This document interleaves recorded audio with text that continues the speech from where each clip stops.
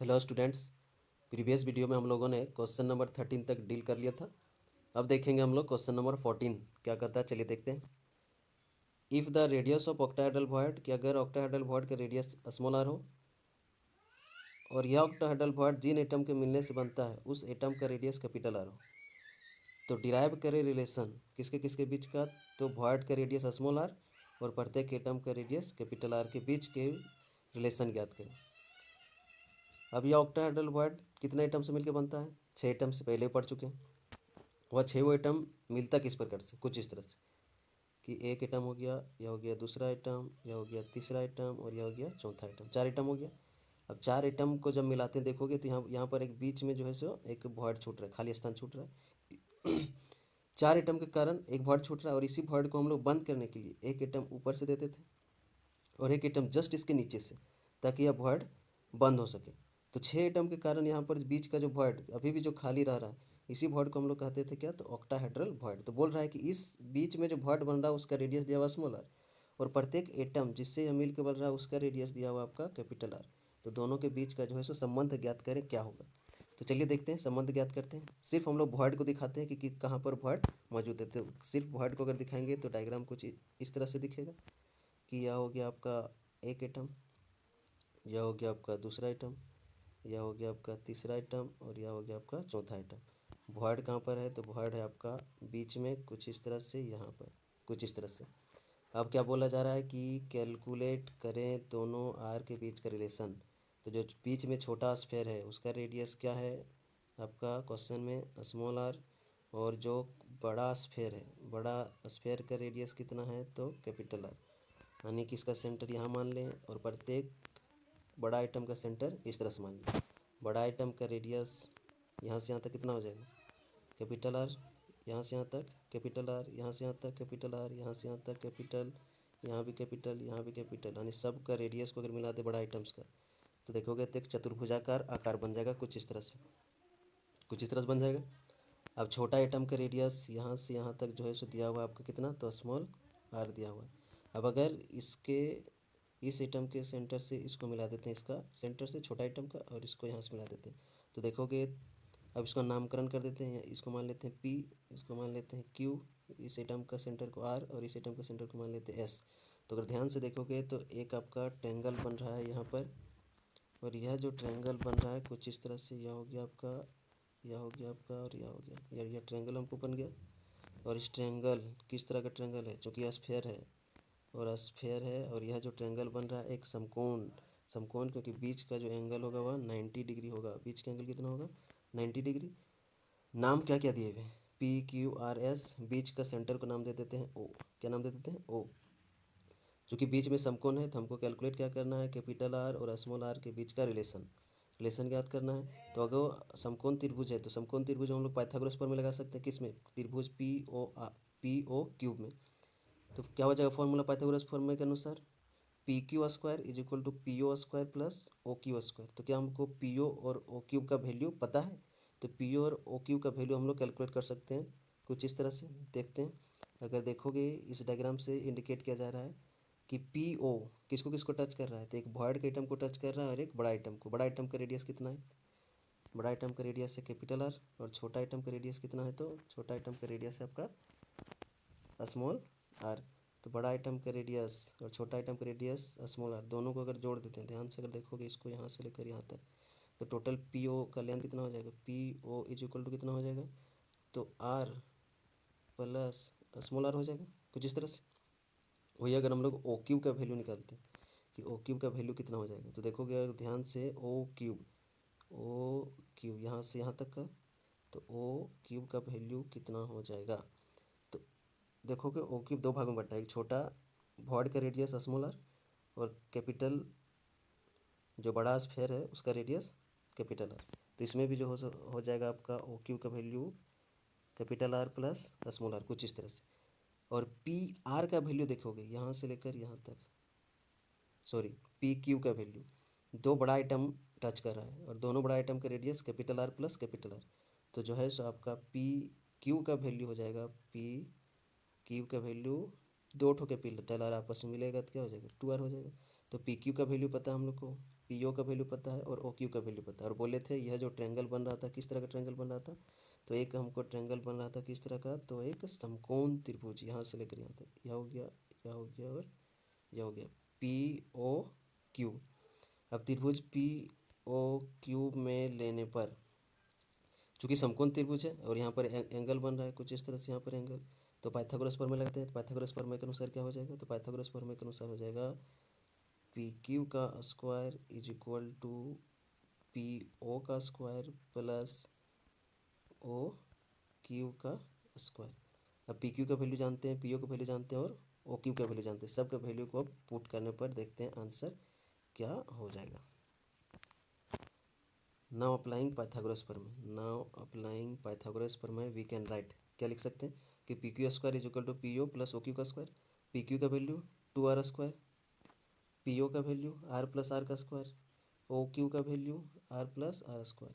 चूँकि यह दोनों का दोनों वैल्यू समान है तो दोनों जुड़ जाएगा, तो हो जाएगा 2r square is equal to 2 × R plus R का होल स्क्वायर। तो हम लोग को छोटा और बड़ा आर के बीच का रिलेशन ज्ञात करना था, तो अब यह जो वैल्यू आने पर तो कैलकुलेट कर दो वैल्यू को, इस तरह से हो जाएगा 2r square is equal to R plus R का स्क्वायर। उसके बाद स्क्वायर को हटा देंगे यहाँ से, तो अगर हम लोग स्क्वायर को हटाते हैं तो रूट अंडर यहाँ पर चल जाएगा। और उसके बाद निकाल देते हैं स्मॉल आर, तो स्मॉल आर अगर निकालेंगे तो √2r माइनस कैपिटल आर हो जाएगा। अब कॉमन निकाल दो आर को, तो कुछ इस तरह से फॉर्मूला बन जाएगा। और इसको अगर घटाओगे तो आपका फॉर्मूला आएगा r is equal to 0.414 r। कितना आया दोनों का 0.414। और हम लोग जब रेडियस रेशियो पढ़े हुए थे, तो रेडियस रेशियो में क्या पढ़े हुए थे कि small R by capital R is equal to 414 अगर आता है तो यह किस तरह का भॉइड बनाता है, ऑक्टाहेड्रल भॉइड बनाता है, जो कि पहले भी पढ़ चुके हैं। तो ऑक्टाहेड्रल भॉइड का रेडियस रेशियो कितना होता है 0.414, वही हम लोग के क्वेश्चन में जो है सो कैलकुलेट कर रहे थे। अगर एक बार ना समझ में आए तो फिर से इसको रिपीट करके देखें वीडियो को, समझ में ज़रूर आएगा। उसी तरह से है क्वेश्चन नंबर 15। क्वेश्चन नंबर 15 में क्या कहता है समझते हैं कि कॉपर क्रिस्टलाइजेज, कॉपर एक एटम है जो क्रिस्टलाइज होता है एफसीसी लेटिस में। कॉपर है क्रिस्टलाइन सॉलिड है, किस तरह की लेटिस है, एफसीसी लेटिस है। फिर इसमें नंबर ऑफ एटम्स कैलकुलेट करो, number of atoms FCC lattice में। क्यूब है, प्रत्येक क्यूब का 8 कॉर्नर में 8 एटम, और एफसीसी यानी फेस सेंटर्ड क्यूब, तो प्रत्येक क्यूब के फेस में एक एक एटम प्रेजेंट रहेगा कुछ इस तरह से। तो नंबर ऑफ एटम्स कैलकुलेट करो, जेड का वैल्यू, नंबर ऑफ एटम्स को जेड से इंडिकेट करते हैं। 8 कॉर्नर में 8 एटम और प्रत्येक एटम का कितना भाग, 8 भाग, प्लस 6 ठो फेस, और प्रत्येक फेस में एक एटम कितना भाग देता है 1/2, तो कट जाएगा। यहाँ पर कटेगा 3 आएगा, 8 कटेगा 1 आएगा, टोटल कितना हो गया 4 हो जाएगा। यानी एफसीसी में नंबर ऑफ एटम्स कितना 4, याद रखना है। ये एफसीसी में आपका नंबर ऑफ एटम्स यानी जेड का वैल्यू दिया हुआ है कितना, तो 4। उसके बाद क्या कर रहा है कि with edge length, edge length दिया हुआ है आपका, एज लेंथ जिसको हम लोग स्मॉल ए से इंडिकेट करते हैं, वह दिया हुआ है कितना 3.61 × 10⁻⁸ सेंटीमीटर। सो दैट, दिखाएं कि कैलकुलेटेड डेंसिटी, जो हम लोग डेंसिटी कैलकुलेट करेंगे विथ इस measured value, calculated density with its measured value of कितना, 8.92 ग्राम पर सेंटीमीटर क्यूब होगा। कि जो कैलकुलेट करेंगे डेंसिटी और जो पहले से डेंसिटी मेजर किया जा चुका है, दोनों में क्या फ़र्क है, या तो दोनों समान है क्या। तो सबसे पहले हम लोग डेंसिटी कैलकुलेट करेंगे तब तो पता चलेगा। अब डेंसिटी कैलकुलेट करने का फॉर्मूला हम लोग पढ़ चुके हैं, क्या पढ़े हैं डेंसिटी कैलकुलेट करने का फॉर्मूला कुछ इस तरह से, density is equal to Z into capital M by cube N A. Z number of atoms, M atomic mass, A edge length, N A Avogadro number. क्या क्या दिया हुआ है, डेंसिटी कैलकुलेट करना और कंपेयर करना इस वैल्यूज, पहले कैलकुलेट करेंगे। जेड दिया हुआ है एफसीसी के लिए कितना 4, एम कॉपर का मोलिकुलर मास या तो एटॉमिक मास होता है 63.5 ग्राम पर मोल, पुट कर देंगे। एन ए का वैल्यू जानते हैं 6.022 × 10⁻23 पर मोल। ए का वैल्यू दिया हुआ है कुछ इतना, सभी का वैल्यू कैलकुलेट करने पर, पुट करने पर सभी का वैल्यू, पुट करने पर कुछ इस तरह से आएगा। और पुट करने पर वैल्यू जो कैलकुलेट होगा 8.97 ग्राम पर सेंटीमीटर क्यूब। लेकिन क्वेश्चन में कितना दिया हुआ था 8.92 ग्राम पर सेंटीमीटर क्यूब। इसका मतलब जो हम लोग कैलकुलेट किए और जो मेजर किए उसमें स्लाइटली डिफरेंस है, लेकिन लगभग समान है। तो यह हो जाएगा आपका आंसर कि the measured value of density इतना दिया हुआ था और हैंस द कैलकुलेट डेंसिटी इतना कैलकुलेट की is in arrangement with measured value, यानी कि जो मेजर्ड वैल्यू था और जो कैलकुलेटेड दोनों लगभग आपस में समान है। तो यह हो गया क्वेश्चन नंबर 15। क्वेश्चन नंबर 16 की ओर बढ़ते हैं। क्वेश्चन नंबर 16 क्या कहता है कि क्वेश्चन नंबर 16 कहता है कि एनालिसिस यानी शोध करने पर, ज्ञात करने पर प्राप्त होता है कि nickel oxide has formula, nickel oxide का फॉर्मूला होता है NiO। निकेल ऑक्साइड का फॉर्मूला क्या होता है NiO, जो कि यहाँ पर लिखा हुआ है। लेकिन NiO में जो Na का पार्ट है और NiO में जो ऑक्सीजन का पार्ट है, अगर ध्यान से देखोगे Na का पार्ट में कितना बेस में लिखा हुआ है 0.98, यानी कि निकेल ऑक्साइड बनने के लिए निकेल के कितना भाग इसमें भाग पार्टिसिपेट होता है 0.98, जबकि इसी में ऑक्सीजन का कितना भाग लेता है तो 1.00। तो पूछ रहा है कि यह जो निकेल का ऑक्साइड है इसमें व्हाट फ्रैक्शन ऑफ निकेल, यानी निकेल का कितना भाग एग्जिस्ट एज, निकेल का कितना भाग जो है सो निकेल +2 के फॉर्म में है और निकेल +3 के फॉर्म में है।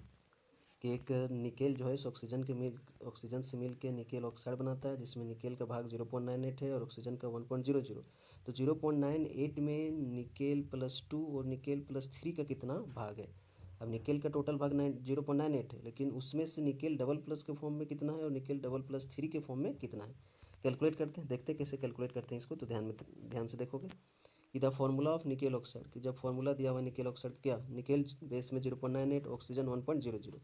देयरफॉर इसलिए कि द रेशियो ऑफ, इसलिए हम लोग रेशियो निकालते हैं कि इसलिए the ratio of number of nickel atoms to the number of oxygen atom, कि निकेल और ऑक्सीजन का दोनों के संख्याओं का रेशियो निकालने पर, तो रेशियो निकालते हैं। तो निकेल का वैल्यू दिया हुआ था और ऑक्सीजन का भी 0.98 और ऑक्सीजन का 1.00, तो रेशियो निकालेंगे तो निकेल का आएगा आपका 98, जबकि ऑक्सीजन कितना आएगा 100 आएगा।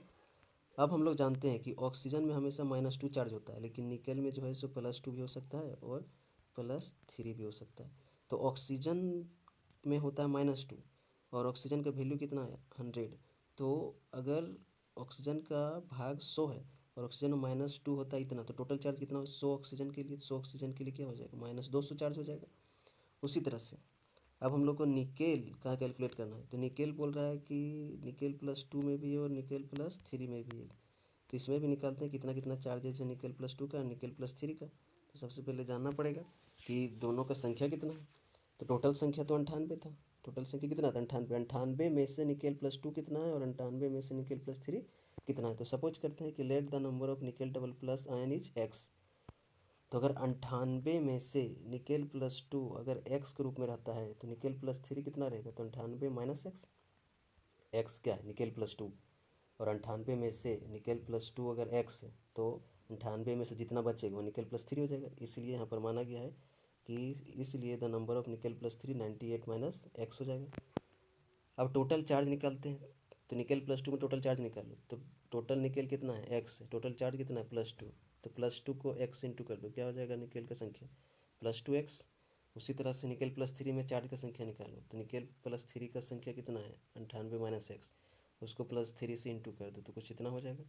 अब टोटल चार्ज को जोड़ दो, टोटल चार्ज कितना था, तो टोटल चार्ज मेरे पास था कुछ इस तरह करके 2x है निकेल डबल प्लस के लिए, निकेल +3 के लिए 294 - 3x और ऑक्सीजन के लिए -200। और टोटल चार्ज कोई भी सब्सटेंस न्यूट्रल होता है, न्यूट्रल के लिए यहाँ पर क्या लिखा हुआ है 0।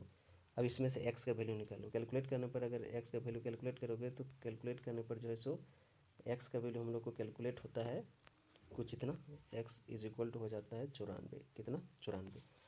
अब हम लोग कैलकुलेट कर सकते हैं कि निकेल डबल प्लस और निकेल +3 का संख्या कितना है, क्योंकि निकेल डबल प्लस को x माने थे तो x माने थे तो x = 94, यानी 94 आंसर हो जाएगा। 98 में से 94 निकेल +2 है, तो 98 में से 94 अगर निकेल +2 है तो कितना बचा 98 में से 4, यानी निकेल +3 का संख्या कितना बचेगा सिर्फ 4 हो जाएगा। अब क्या पूछ रहा था कि निकेल +2 और निकेल +3 का कितना भाग है टोटल में से, तो कैलकुलेट कर लेते हैं कितना भाग है। Hence the fraction of nickel that exist as nickel +2, nickel +2 का भाग कैलकुलेट करो। तो निकेल +2 94 भाग है 98 का, तो बाय 98 कितना भाग आ गया 0.959। यह था आपका क्वेश्चन नंबर 16। फिर से बोल रहे हैं कि अगर एक बार ना समझ में आए तो उसको बार बार रिपीट करके देखें तो खुद माइंड में समझ में आ जाएगा, क्योंकि न्यू टॉपिक है तो एक बार में हो सके कि नहीं समझ में आए, और जिसको समझ में आ जाए उसके लिए ठीक है। उसी प्रकार है क्वेश्चन नंबर 17 कि what is semiconductor, describe 2 main types of semiconductor and contrast their conduction mechanism. N type semiconductor और पी टाइप सेमीकंडक्टर दोनों का टाइप और सेमीकंडक्टर हम लोग पढ़ चुके हैं लास्ट टॉपिक में। तो जो है सो लास्ट टॉपिक या तो जस्ट सेकेंड लास्ट वीडियो में जाके देख सकते हैं कि सेमीकंडक्टर क्या होता है, और उसका टोटल डिस्क्रिप्शन वहाँ पर पढ़ा चुके हैं। अब आते हैं क्वेश्चन नंबर 18 पर। अब क्वेश्चन नंबर 18 क्या कहता है तो समझते हैं।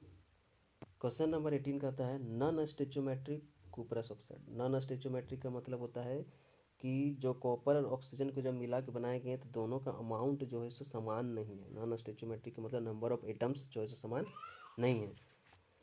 नॉन स्टेचोमेट्रिक का मतलब यहाँ पर समझना है नंबर ऑफ एटम्स किसका किसका, कॉपर और ऑक्सीजन का कुपरस ऑक्साइड में एटम्स का संख्या समान नहीं है, जो कि बनाया जाता है कहाँ पर, लेबोरेटरी में।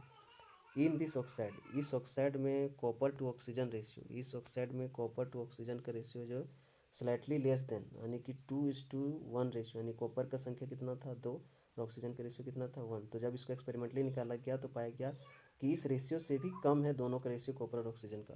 तो क्या पूछ रहा है, तो कैन यू अकाउंट फॉर, कि क्या आप बता सकते हैं कि फैक्ट दैट जो यह सबस्टांस है कुपरस ऑक्साइड या पी टाइप सेमीकंडक्टर है। तो पी टाइप सेमीकंडक्टर के लिए क्या पढ़े थे कि प्रोटॉन का संख्या ज़्यादा होना, यानी पॉजिटिव चार्जेस ज़्यादा होना, जिसके कारण एक पॉजिटिव होल क्रिएट होता था तो पी टाइप सेमीकंडक्टर बनता था। इसलिए पी टाइप सेमीकंडक्टर में पी इंडिकेट करता है पॉजिटिव चार्जेस, या तो पॉजिटिव होल या तो प्रोटॉन की संख्या ज़्यादा होना। देखते हैं इसका आंसर क्या हो जाएगा। इन कुपरस ऑक्साइड Cu2O में, जो कि बनाया गया कहाँ पर, लेबोरेटरी में, कॉपर टू ऑक्सीजन रेशियो जो कि दिया गया क्वेश्चन में कम होता है 2:1 से। इसका मतलब क्या है कि दिस मीन्स दैट जो copper plus ion is slightly less than the twice of copper oxygen double minus. कहने का मतलब है कि Cu2O कंपाउंड है, Cu2 में ऑक्सीजन का ऑक्सीडेशन स्टेट और कॉपर का, ऑक्सीजन का -2 है, तो -2 है तो कॉपर में कितना होगा +2, लेकिन कितना कॉपर है 2, तो एक कॉपर में +1 होगा और दूसरा कॉपर में भी +1 होगा, और दोनों का रेशियो कितना दिया हुआ है 2:1। 2 किसका है, कॉपर का, 1 किसका है, ऑक्सीजन का। तो चूंकि बोल रहा है कि यह रेशियो जो है सो कम है, जो ओरिजिनल में 2:1 है, इसका मतलब कॉपर का जो +1 चार्ज है वो ऑक्सीजन के मुकाबले कम है, वही लिखा हुआ है कि दिस मीन्स कॉपर प्लस में जो +1 चार्ज है आयन के फॉर्म में वह कम है, किससे कम है, ऑक्सीजन के 2 गुना से कम है, क्योंकि इसमें +1 इसमें -2 है।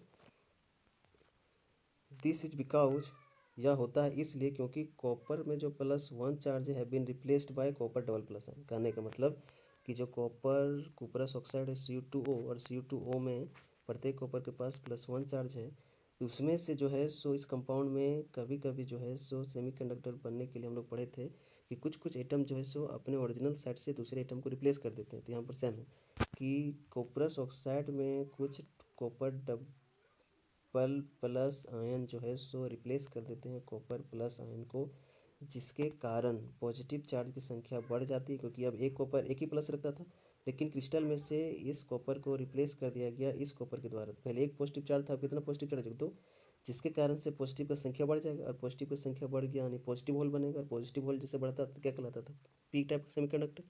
वही लिखा हुआ है कि इसमें जो है सो कुछ प्लस वाला चार्ज को रिप्लेस कर देता है डबल प्लस वाला, और प्रत्येक copper double plus ion replaces कितना को रिप्लेस कर सकता है, इसमें 2 प्लस है तो और एक कॉपर के पास एक, तो 2 को रिप्लेस कर सकता है, और उसके कारण एक होल क्रिएट होता है, जिसके कारण से वह पॉजिटिव होल क्रिएट होता है, क्योंकि पॉजिटिव चार्ज के कारण हुआ, और पॉजिटिव होल के कारण क्रिएट हुआ, इसलिए यह सब्सटेंस कहलाएगा पी टाइप सेमी कंडक्टर। इसका अगर सारांश निकालें तो सपोज करें कि मेरे पास जो है सो एक क्रिस्टल है कुपरस ऑक्साइड का, कुछ इस तरह से बना हुआ है आपका, कुछ इस तरह से बना हुआ है, एक में कॉपर है, एक में ऑक्सीजन, फिर से कॉपर है, फिर से ऑक्सीजन, फिर से कॉपर, फिर से ऑक्सीजन।